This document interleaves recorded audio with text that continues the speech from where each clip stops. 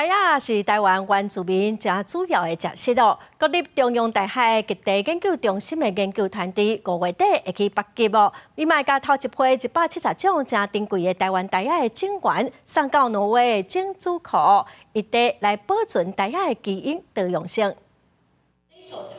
台雅是台湾各地原住民族的重要祖先，因应气候变迁的冲击。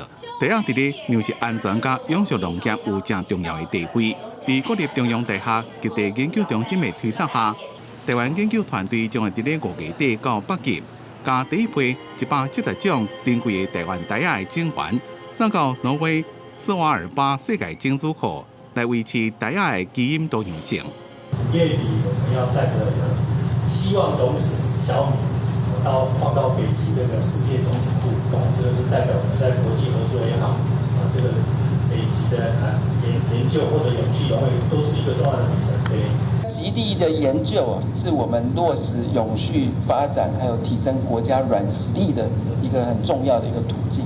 那不仅能够提升我们在专业国际组织还有论坛的话语权，展现我们的先进技术之外，更能够促进我们跟国际交流。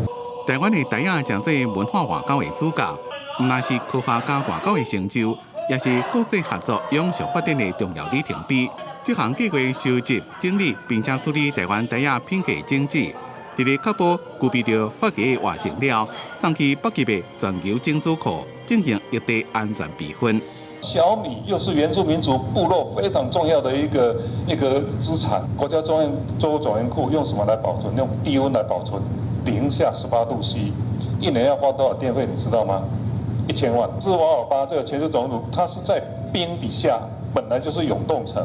斯瓦尔巴是全世界种子库，有人叫做是末日种子库，是全世界农业的诺亚方舟。台湾参加全球种子库计划，推测极地科学甲农业的永续。除了今年的入库任务以外，以后也会分配入库，总共有4万多种的台雅。来确保伫咧自然灾害、疫情或者是战争这款全球性危机的时阵，会让提供安全的保护场所。记者综合报道。